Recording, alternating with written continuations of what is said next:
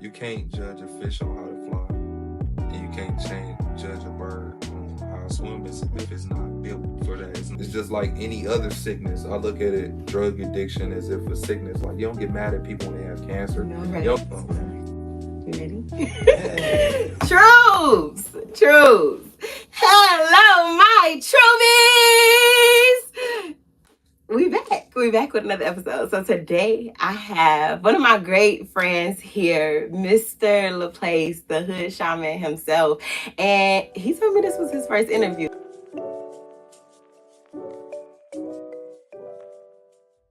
My theory is that instead of all of the hustle and bustle, it should look more like this, where you can sit back and enjoy your free time in the sun, relaxing, or doing whatever it is that you desire to do as a business owner.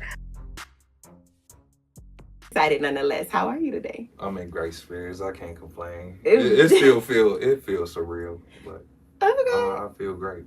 Okay, I'm excited. So tell people that who does not, like, they do not know you, and this may be their first time hearing of you. Like, who are you? How would you introduce yourself?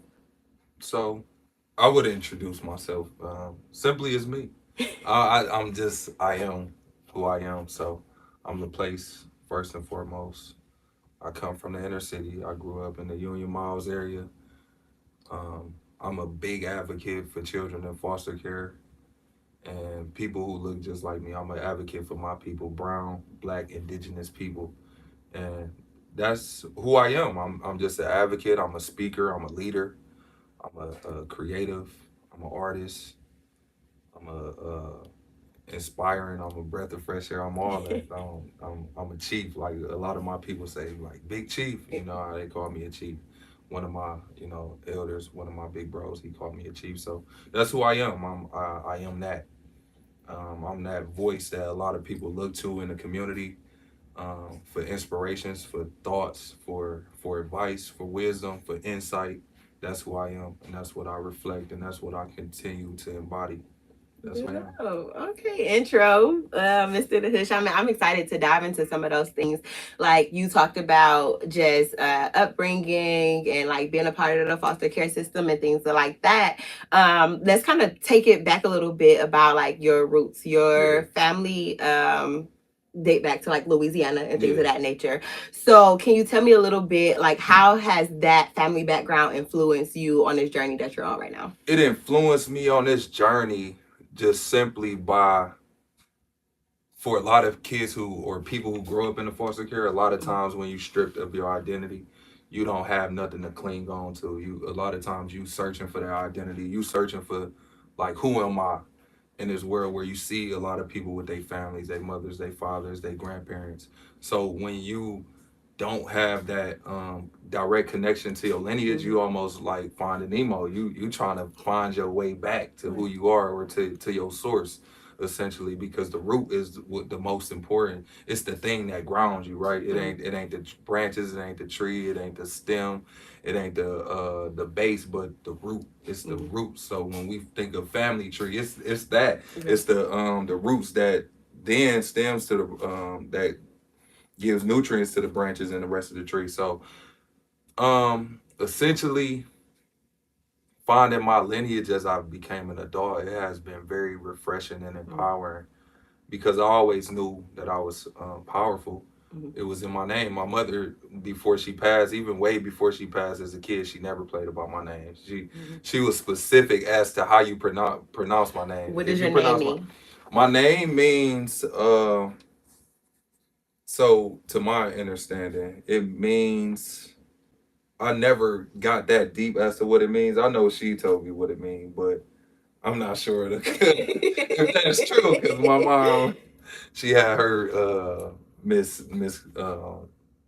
her challenges as to things she said, so I kind of question certain things. But my father he had also had my name. It's pronounced Laplace, but you can either pronounce it Laplace or Laplace. Okay. But it has different spellings and variations, because that's even the town that a lot of my family come from. Okay. Laplace or Laplace, Louisiana, and also Hammond, Louisiana. So my roots is very deep. About 45 minutes, not too far from New Orleans, outside of New Orleans. So just knowing that, knowing my father's side, just connecting more to my mother's side, Mm-hmm. my matriarch, my maternal side, it's been refreshing. That's Honestly, dope. it's been real refreshing. That's really dope. So let's talk about that foster care experience a little bit because you mentioned that as well. Um, it sounds like even though you were separated from your birth mother, you weren't necessarily separated from her. So, like, could you talk about that a little bit? What was that foster care experience like, and how did it actually shape you for who you are today? So I was actually taken away from my biological mom at 4 months and placed into foster care, and then what eventually led to adoption. And then from there, things happened within the home, and then we had to bounce back and go to different foster homes and foster cares. So it's been a challenge for me because I live with different cultures, a lot of different ethnicities, culture differences, what people practice and how people manage, and their way of life was completely different. So me coming from the hood, I remember one family I went through to. It was a challenge for me because all the things, the the unhealthy behaviors that I brought into their home, and they was like, "No, we ain't having this." I used to sag. I was about 8, 9 years old. I used to It's not sag. I used to be sagging. do a lot of stuff, and they was like, "No, we ain't having that." And Right. they taught me that structure, so it formed and molded me into the man I am today. Because to where I can go into any room and I can speak to people. I don't care if you orange, blue, black, whatever, and I can connect to the human side of people rather than the exterior and a superficial what people see. People might see clothes and stuff.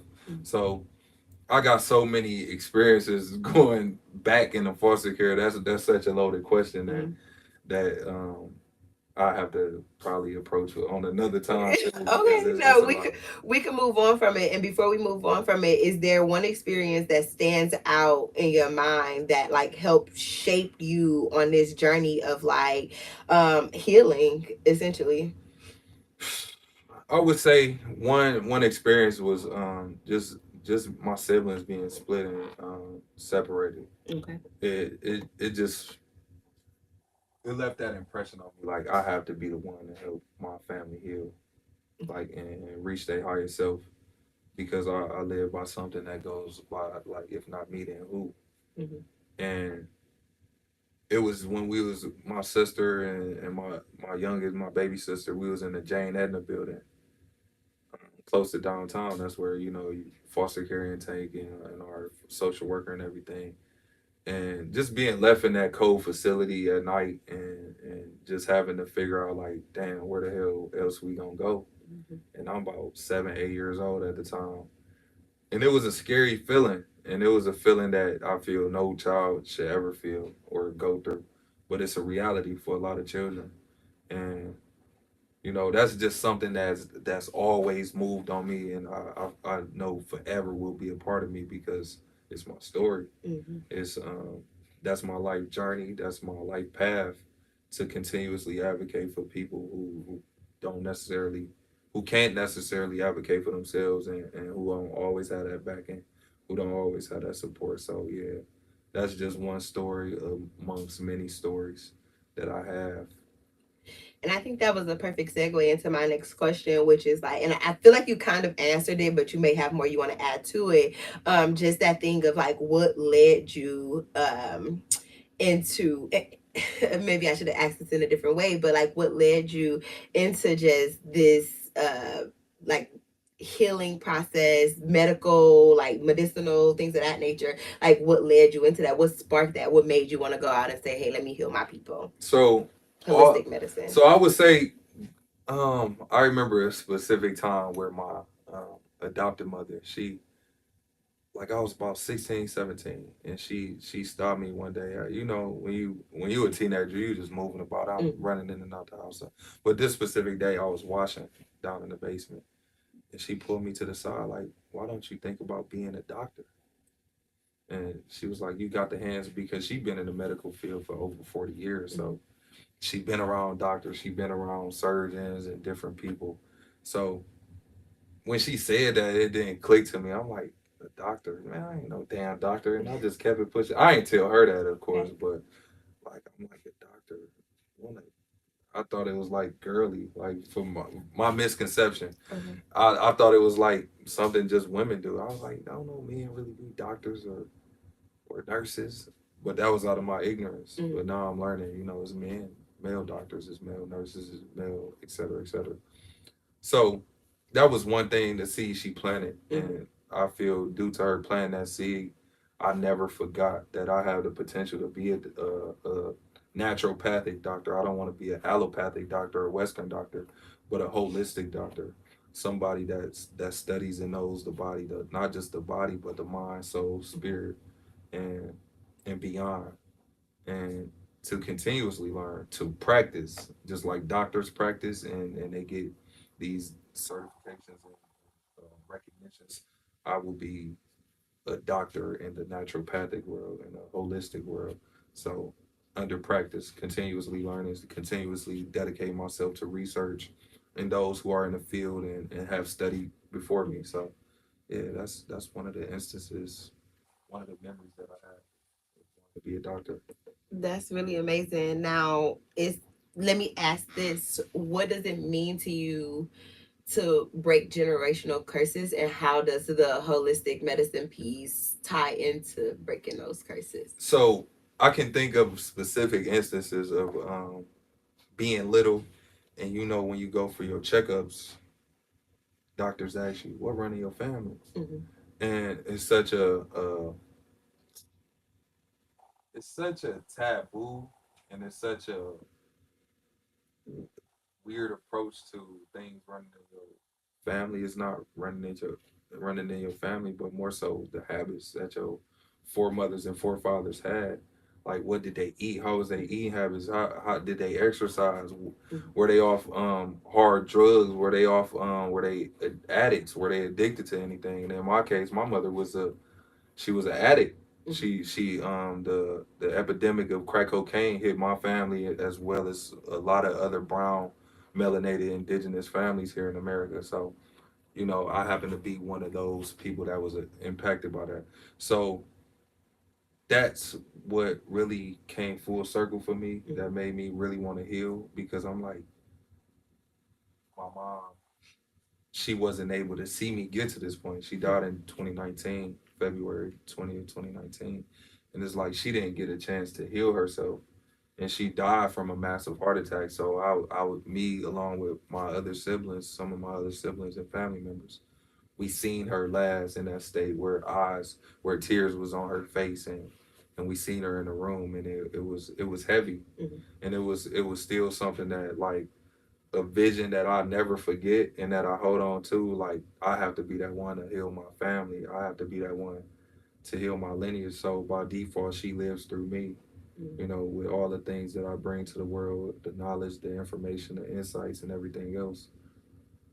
Her not being able to heal within this lifetime, she'll be able to heal through me in future generations. So yeah. That's I really love that. That's amazing. Now, can we talk a little bit about your relationship with your mother? You talked about being removed from her at 4 months. You talk about her having this addiction. So what was that experience like? And at what point were y'all like reconnected and things of that nature? So one thing, and that's why I love my adopted mom who took me in. She always reinforced that family and being connected to your biological family is important. So she never strayed or tried to make it as if my mother wasn't my mother. She was like, no, your mother is your mother. And it's important to have a relationship with her.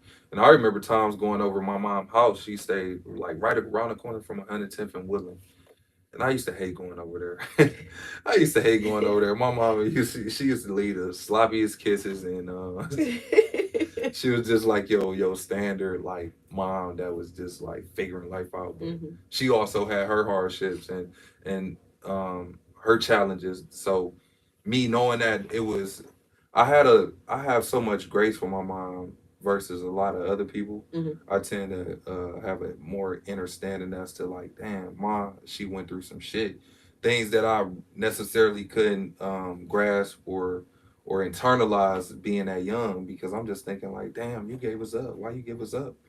And I was hurt. So that's something I had to come to terms with and forgive her. I remember being 13 years old in a foster home in Shaker that I had to forgive my mom. But yeah, my relationship with my mom, it was funny. I would always mess with my mom. Like as I got older, my siblings would go over there when she was living off St. Clair, 117th and St. Clair near Abel. We would go and I would visit her and she would always sing. She would always sing R. Kelly, Step in the Name of Love. Uh, she was like, "This is why we did it. We did it for love." Like it's so many things. Uh, it's just so many things I remember about her, and she was so loud. And one thing about my mom, she would tell your ass about yourself. No, she don't give a fuck who you is. Can I cuss on her? You can Okay, but yeah, she ain't care who you was. Like she gonna always be straightforward. Like yeah, that's her. That's Teresa. Like yeah. Like she like that in the family, so I get it honestly. You know, I'm not as she passed that down. yeah, she passed that down to all her children. Like whether we wanted to take it or not, she straightforwardness. So yeah, she was funny. Like she was fun to be around. And I ask my family stories about her often, like my cousins, my aunties, and they always tell her how she was before her addiction, how caring, how loving, how protective she was. So like it's honorable and such a it feels that hole within myself. Like damn, I get to know my mom through other people, and it fills me back up. Like my mom was a great person before, you know. It's just like any other sickness. I look at it, drug addiction, as if a sickness. Like you don't get mad at people when they have cancer. You don't get mad at people when they have any other illness or ailment. So that's how I approach it. I know a lot of people don't, but the healer in me, that's how I approach it. So I seen my mom as someone who was sick and who needed help. And due to our society and how society is set up, she wasn't given, and the help that she received wasn't enough. So yeah, it's heavy, but also it's light at the same time. It's that the ups and downs that come Let's with talk it. about that light a little bit because and this is before going to anything else. You mentioned healing and you mentioned it feeling heavy and things of that nature. So what did healing actually like, and what does healing actually look like for you? Like what are some steps you took to actually heal? And whether it's just the relationship with your mom or just different traumatic experiences that you've experienced throughout your time, like what are some steps? So some steps for me, it's not like I had a blueprint or a guide as to how to heal, but I started taking other people's advice and I started looking at listening to my advisors and people that was in my life. And one thing that came up for me and that stuck out for me was letting go, surrendering, like really surrendering and realizing you're not a victim. Like, you know, a product of my experiences and not my environments, and those things weren't happening to me, but they were happening for me because they shaped me, they molded me. You know, is in a biblical sense, like I was on a potter's wheel. I was being molded and shaped, and within that molding and shaping, it wasn't always the most comfortable, but it started forming, and it started. I was like, okay, I'm starting to get it now. I'm starting to get why I went through certain things. And like you always say, them full circle moments to where like you don't always know, like, damn, this is hard. Like, why I'm going through this. So it was the letting go. It was doing the shadow work, going within. It was me taking plant medicine. And when I say plant medicines, I'm talking about um, psychedelic mushrooms and different things, other healing modalities. I was smoking weed, and then before that, like I was just trying to find my best way as to escape. So I used to drink alcohol early, very, very early. And this is just me being honest of my journey, that I was doing my best to heal, but that wasn't working. You know, I was doing my best at 13. I started, me and my friends, we started stealing alcohol. We started kicking it, and that took a turn for the, I wouldn't say worse, but that wasn't the best step for me to heal. And then once I started to realize, like, no, like I'm just trying to escape. I'm doing all these hard drugs. I'm popping beans. Just doing things that just isn't in alignment with me healing. So once I started to step back and slow down, I was like, no, I need to change the way I eat. I need to change the way I think. And for me, the key piece was changing the way I think. and change perspective. Yeah, That's changing dope my because perspective. mind does matter. Like the mindset that you have when you are facing a situation or having an experience matters. It's like that's how you navigate through it, and you're more productive. Yeah, I guess when you're in a positive space in your mind. Now, let's talk about because you have a lot of talents, yeah, right? Like I do. superhuman. You have a lot of talents, Much and you talk about gratitude. the mind and going within and things like that. At what point did you know that you were like musically inclined? I knew that I was musically inclined probably like 3 4 years old. We had a George W. Bush piano in our living room, and I would always play it. Like Mhm. that was something I was, you know how you just are magnetized to something, that I was drawn to this piano. Mhm. Like no matter how I sounded, how I looked, and the keys was broken on there, it was rugged. It was like throw that away, but it was precious to me. It was truly, that thing was priceless. I wish they never threw it away. They threw it away as I got older, like probably like close to before preteens. But that's when I noticed, when I always would want to play church with my siblings and my family. We would I always play the Uh, keyboard. I always make up my own beats. I rap. My sister would sing. She'd fake pass out and catch the Holy Ghost and stuff like that. So shout out to my sister Sonya. Like, she we wasn't did that. She faking. was She she wasn't wasn't faking. She faking. she was really having She the was spirit for sure. anointed She was young. anointed. No, for sure. We gonna say that. We'll go with that. But no, like it was just them moments to where like music got a way of capturing people. Music got a way, even without words, that it speaks and it tells stories, and it just hit the soul. It's something about, and even with words, like it just hit differently. Like when you can really make music that come from an intimate, secret place, like that sacred place, it just hit different. It hit way different.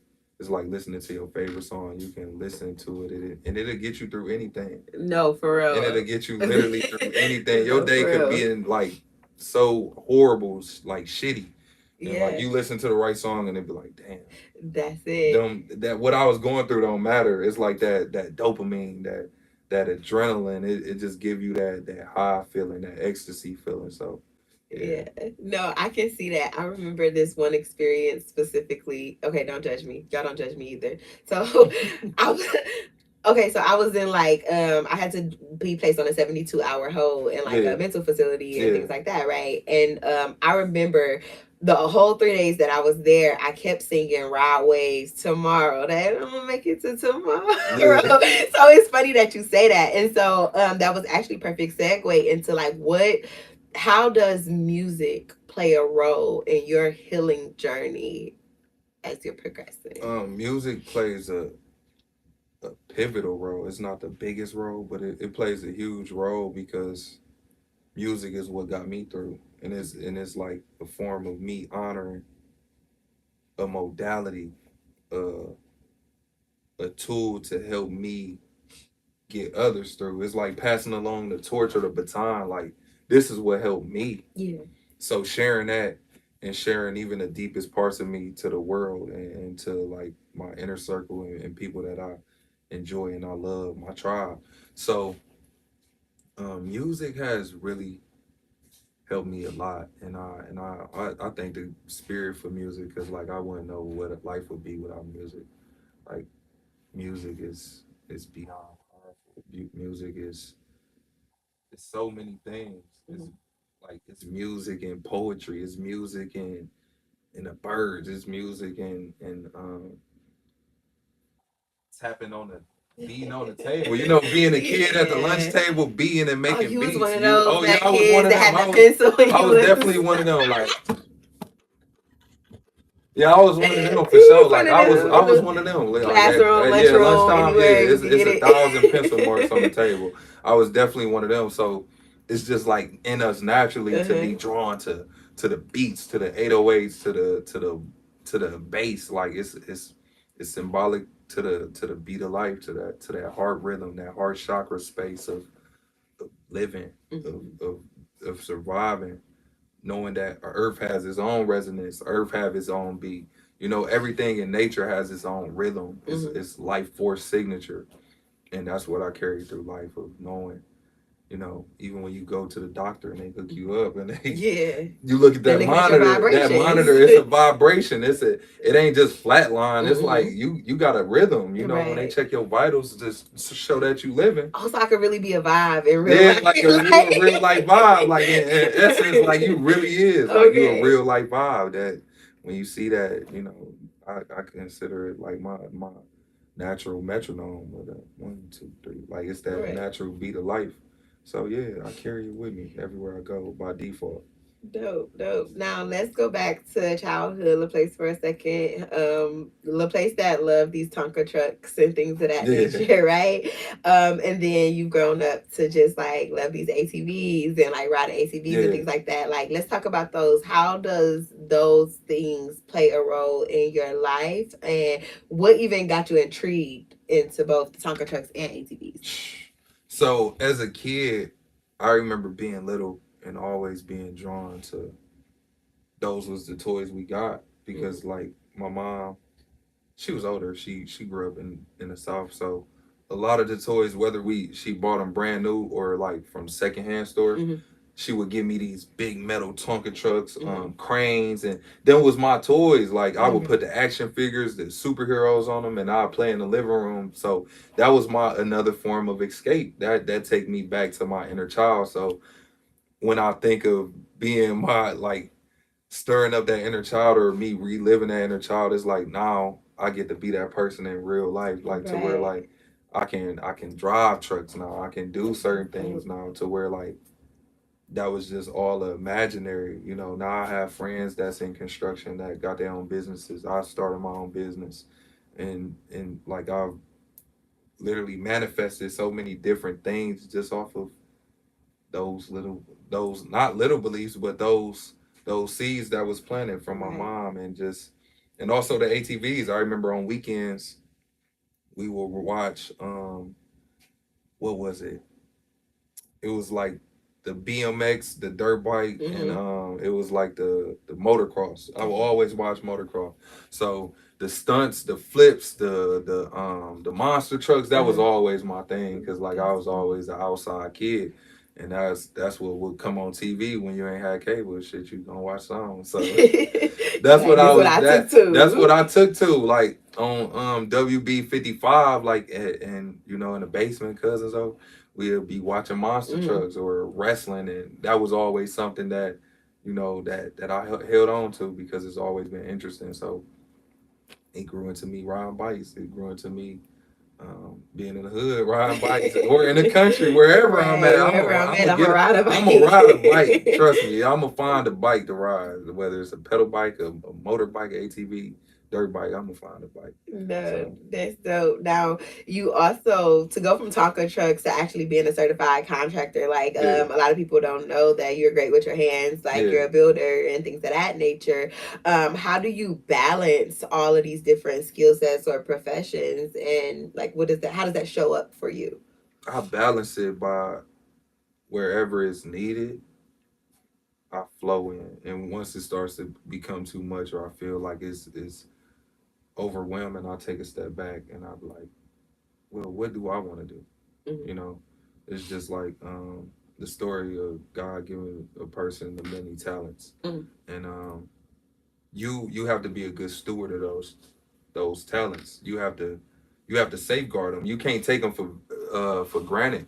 So and this was some of the advice that a gentleman that I met some years ago. He said, like, I'm here to be used, not misused, but used.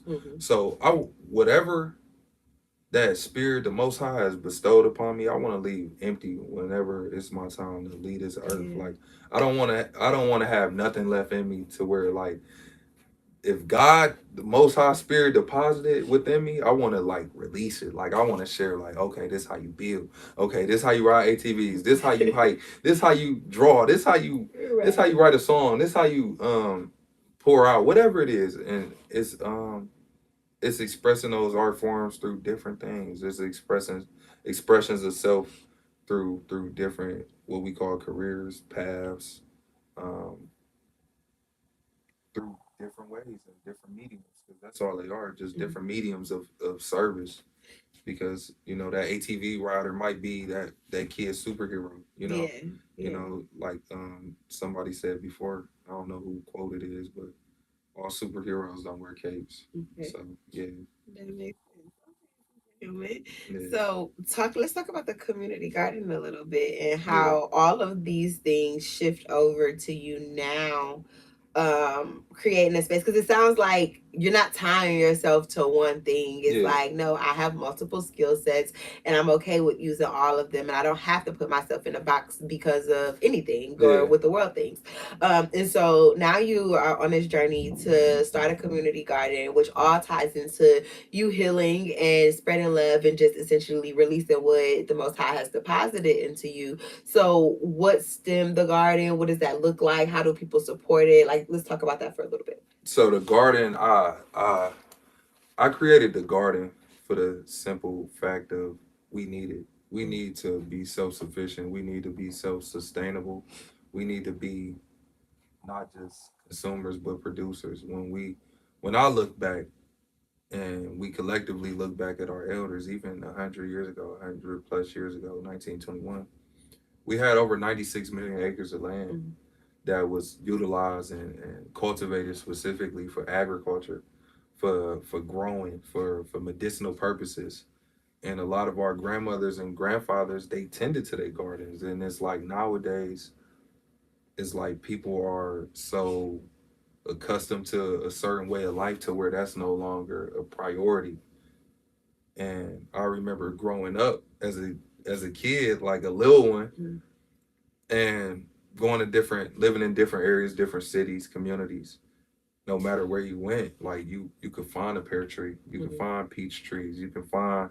We would pull the honeysuckles through the flower and just eat them and suck on the honey and just throw them, discard them, because that's what kids do. That's what I thought kids do. But that's what we did. We eat wild berries. Like we eat the blueberries, the raspberries, the and whatever else that grew. Wow. And for me, seeing my mom grow up, and she always had a green thumb, the woman who raised me, one of the many women who raised me, I should say.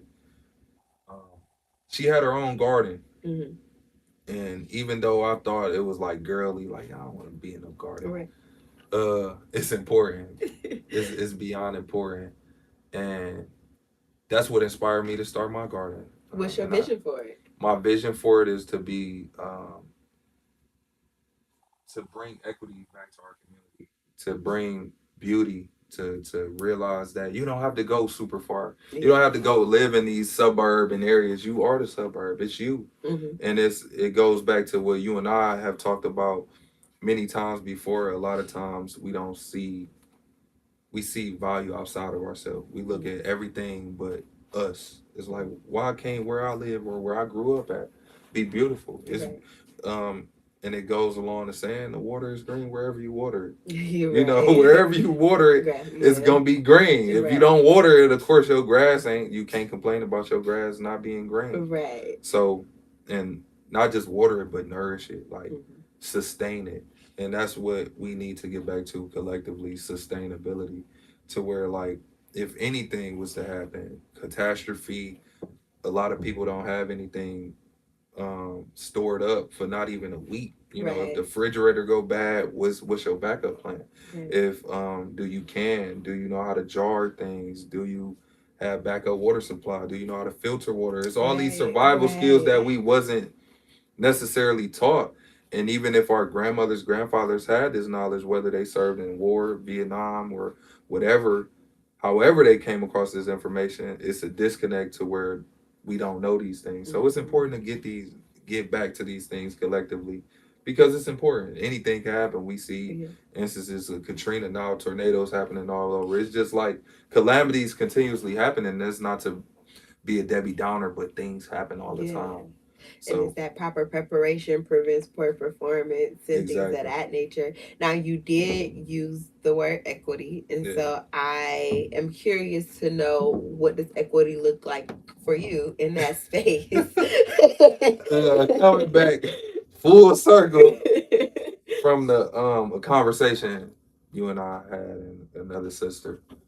Um, it looks a little bit differently, and maybe I should stop saying equity, You know I was because gonna challenge you. we all need different things. Yeah. And like the um, example I gave earlier, it's like you can't judge a fish on how to fly, and you can't judge a bird on how to swim if it's not built for that. It's not designed to do those things. So that equity in basic thought process and basic thought form is everybody is unique, and you give each individual what they need according to their needs. Simple as that. Giving people what they need according to what they need. It's not looking at you and trying to say, "Oh, you need what he need because y'all look alike, or y'all act alike, or y'all Yeah. grew up in the same area." Yeah. That's not equity. That's actually ignorance. So it's like just realizing everybody is different, and we all need different things, and we desire different things. We have different visions. We have different approaches, uh, processes of how we get to certain results or endings. So it's realizing that that's what equity is for me, is that we all have uniqueness and individuality, and that's beauty, and that's equity to me. I love it. I think that's very beautiful. And I love the fact that, and it's not to really be challenging, but it's really to Yeah, break down that thing of like, well, I know that that's where your mind is, but I yeah, want the audience to also know of that thing of like exactly what you said. I can't serve everybody with the same yeah, solution, and I think that's something amazing within that space that you're building, of coming in knowing like, hey, I'm going to have to be open minded as I'm building this, because while we all live on the same street, we don't all need the same things. And I love absolutely. that. Now you're 29, which means that you have a way more life in front of you than you have behind you. Let's talk about some of those personal goals that you have over the next year or three. So personal goals for me is to continuously learn, continuously grow spiritually, financially, uh, socially, Mm-hmm. growing expanding my network, Mm-hmm. expanding my finances, and just changing my reality. As to how that's gonna manifest, I have plans. I'm an investor. I own land now. I'm a landowner. I've also inherited land, so I've been a landowner. Um, Continuously building on those things, being more intentional, connecting with more entrepreneurs, working on materializing and manifesting a oasis that me and other partners are working on bringing to the city, of that healing space to where people can just come and tend to self, Yeah. because a lot of times we don't have um that oasis, that sanctuary, Yeah. that safe place, that safe haven. So I want to create that for my people, continuously build up equity in my community, whether it's my capital or other people capital. It's gonna Right. happen. No It's matter, it's happening. My gonna money, happen my money, they regardless. money, Whatever we is my money, happening. they money, our money, is gonna happen No, regardless. for So real. it's continuously doing those things that I envision, and that's the beauty of it. It's like we was talking about it earlier. Like I don't always know the plans. I don't Yeah. always, and that's the keeping it spontaneous and spirit having it set up that way. Like I can't tell you like, oh, in 5 years my life gonna look like this. It's like I know and I have my desires, but I let spirit navigate and take the wheel always. Spirit is preceding and always foundational in my life. And that was a component that I always didn't have. I used to put that on the back burner, but now it's like I don't even want to move unless I'm given You a check green in light. Yeah, first. unless I Yeah, check I in gotta first. check in Yeah, let before me I do check in before I anything. do anything for real. Mm-hmm. Because a lot of times you'll put yourself in a hole, or Yeah. just in situations you necessarily don't have to be in, just by moving haphazardly or just Mm-hmm. moving too fast. Yeah. So yeah, just flowing, going with the flow. I love that. I really do love that. And now, what advice would you give to other people who are trying to overcome a difficult past or on their own healing journey, or are so excited about the future and they can see it, feel it, taste it just like you can, but need to like relinquish that control? Like, what advice do you give to those people who are on their own journey? Whew, that's a loaded question, but the advice I would give is be patient with yourself. Okay. Yeah, be patient and take your time. Take your time. Have a vision. Have a plan. Make sure you have a plan and work towards those plans and get around people that's gonna help you genuinely. That's gonna pour into you. Like you always say, watch your pour. Be mindful of where you pouring, where you spending your energy, because your energy is your currency. You know, if you depleting yourself, if you insufficient in energy, you can't do nothing. Yeah. And a lot of times people are bankrupt in energy and wonder why they can't manifest, why they can't do things. It's like because you didn't depleted yourself into everything that don't service you. So being mindful, I will always say be mindful and intentional with everything you do in this life, on this journey, just with people in general. Like just work on your internal, because all the external things will eventually come. You know, the material things, everything starts in the metaphysical, in a spiritual realm. So when you work on your spirit, by default, all those things gonna be handed to you. It's like even spiritually, like seek ye first. Though the kingdom, those higher things, you know, those greater things, and everything else will be added to you. I love that you talked about healing and creating a vision. Now, if I am someone who's watching this or hearing this for the first time and I'm just getting started, it's like I've been experiencing all of these things and I'm like just getting started. I understand what a vision is. I understand what a plan is. I understand being intentional, but I don't know how or what it looks like. What is that very first step I should be taking?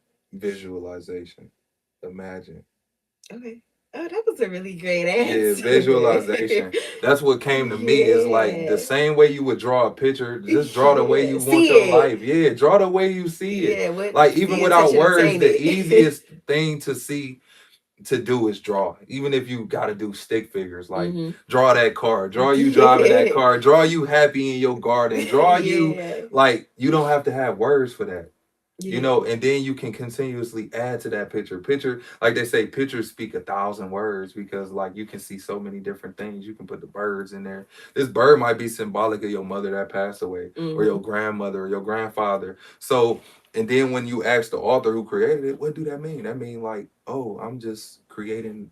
This is my life, and this is where I was. Like the car traveling down this road, it's me traveling from my old versions of myself and me going to those richer, greener territory. It's me, you know. So just visualization, you know, drawing it out, make it plain, keep Right. it simple. No, that makes a lot of sense. Keep it simple. And so, what I'm hearing you say is just you're building. Essentially, you're visualizing and building that lifestyle that you desire to have. Even though you may not be in control of how it happens, when it happens, the outcome, or any of those things, just visualizing it is that start, and allow God, allow Spirit to take care of the rest of those things. Yeah, and when you see the play, when you see that opening, you take it, you seize the moment. So it's just like if anybody plays sports, it's like if you got the shot, take the shot. Right. Like simple as that. You ain't holding. Like you, if you see a route, you take that route. You see, because you got the people that didn't block for you. Like spiritually, you know, God is doing the work to block for you, to push your opposition away, to clear you a path so you can walk through, not just run through, but walk through. So that makes a lot of sense. So yeah, you and slow down to see the signs. Slow down to see what's for you, because if your life is so noisy, if your life is so um clouded out with all these outside noises, and everybody speaking into your life, it's just like it's hard to hear. It's just like if buzzing and all these irritating things is in your ear. It's like, how could I ever reach that sense of like what I need to hear? It's like clear the noise, slow down, and tend to you. Write out your vision, write out your plans, and it'll come to you. And trust yourself. That's key. Like that's essential. Trust yourself. Trust your process. I love that whole process that you shared because I think it applies to all spaces. Yeah. Like it doesn't matter if you're on your personal journey, if it's Mhm. business, if it's relationship wise, like that same thing follows because life will forever get noisy. But Absolutely. what I'm hearing is when you're on this journey of healing, when you're intentional about healing yourself, then you intentionally sit with yourself. You intentionally know how to pull yourself away, quiet the noise so that you can essentially just make decisions in a way that's most beneficial to you and everybody involved. Absolutely. I love it. I love it. Now, let's talk. You talked about a lot about building and things of that nature. Now, you're 29. You Yeah. don't have children and all or any of those things. So, how does that play a role in legacy building? Like with you not having kids and things of that nature. Like, how does that? It's clear for me. It's I'm going with the flow. Like like I said before, it's truly no pressure because I know what's meant for me will always be for me, and it's continuously being worked out in ways that I don't know, in ways sometimes I don't care to know. It's like I'm following a divine path. Like I'm journeying. It's breathtaking. That I'm on a journey that is new. That like it's exciting all at the same time. It's very exciting. It's very exciting. You and the 100 kids you're gonna have. Do you have plans for a family, and how does that actually fit into your broader life goals? um, it fit into my broader life goals because that's who I do it for. I do it for future generations, and I would I'm doing and it's a continuous process of making sure that I'm okay and making sure whoever I procreate with is okay to continuously continue to work through our children. Not that it's any pressure on them, but they will be given all the tools and healing from us healing ourselves first. That we pass this down genetically through our DNA of them just having it, you know what I mean? And them walking in it, them flowing in it, them being created in that energy. Not a chaotic energy, but out of love, such a high energy, the highest frequency. Um that's what it looks like for me. A holistic lifestyle. It's the full spectrum of like whatever I do, I want to be intentional about it. It's like if I anything I put my hands to, if I can't be intentional with it, I don't want to do it. So it goes hand in hand. It's one and the same, honestly.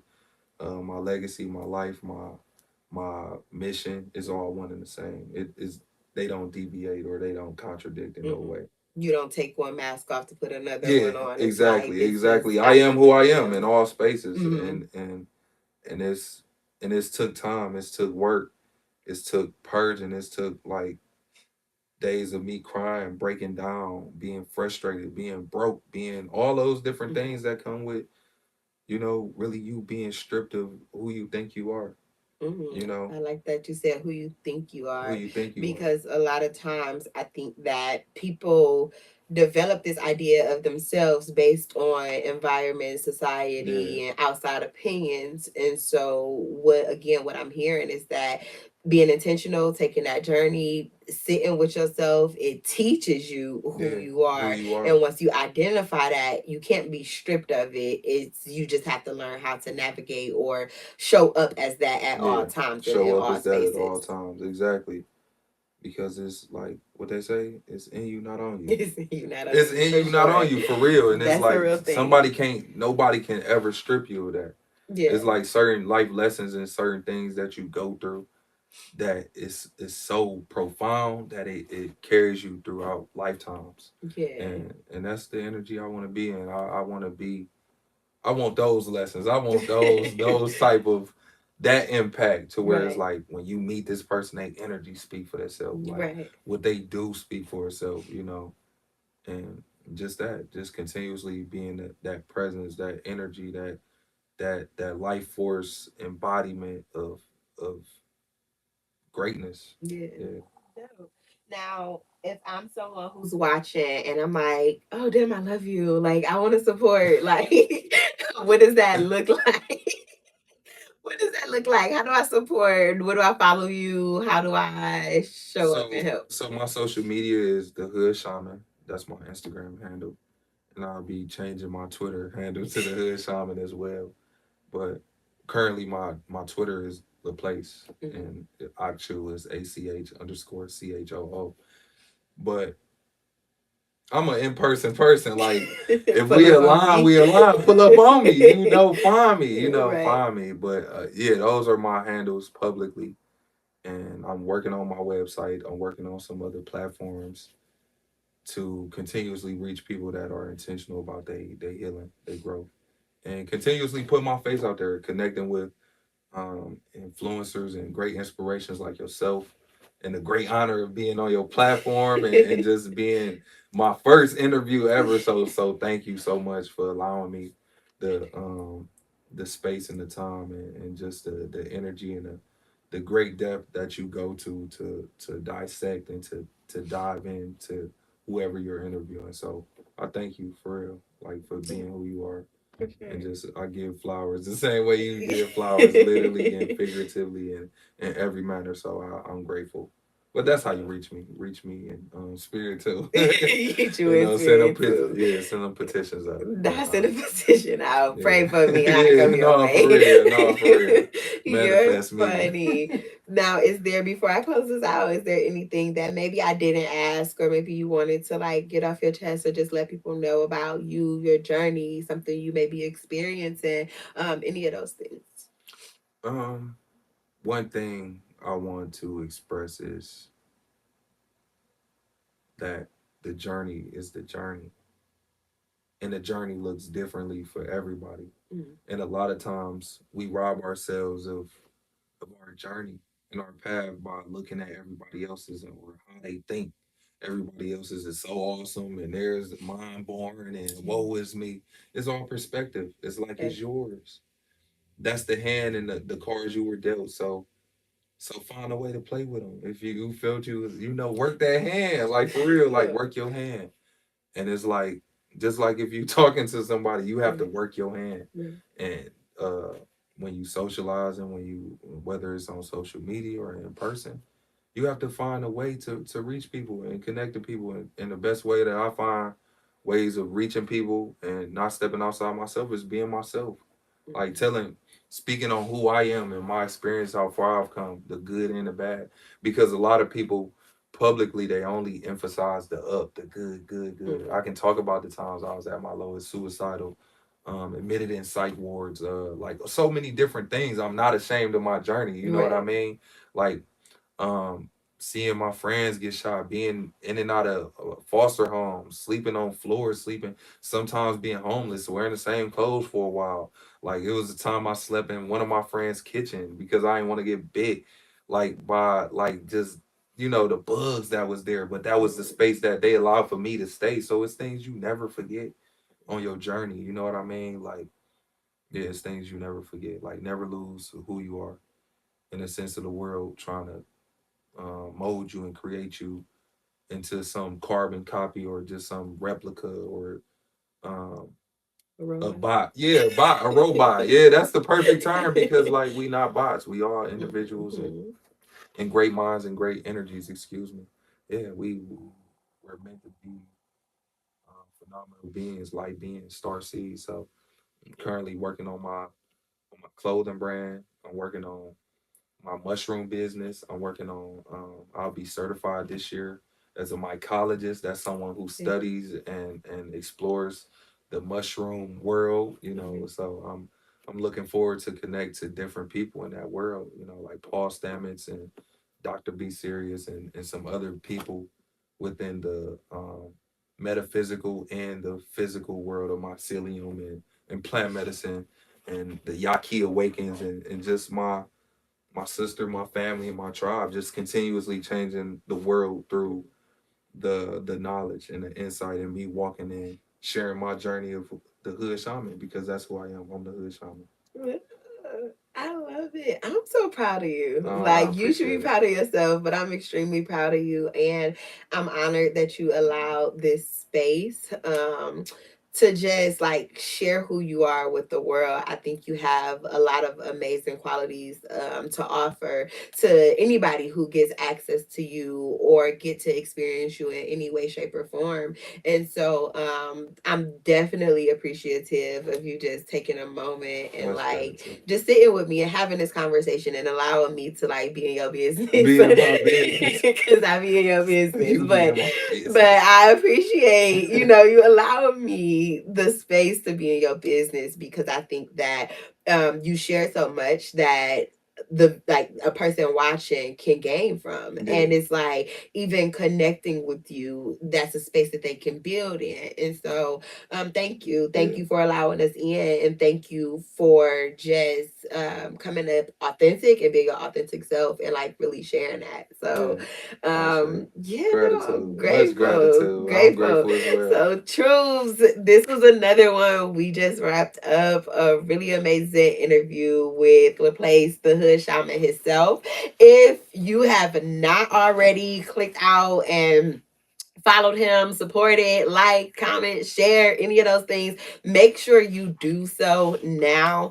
And yeah, stay connected because we'll have plenty more amazing people coming on and just sharing their journey and just giving you the tips, tools, and tactics you need to heal yourself and grow along your journey and grow not just your business but your personal life, because as I always say, it all matters. You can't do one without the other. So I love you, Troops. So be great on purpose. Be great on purpose.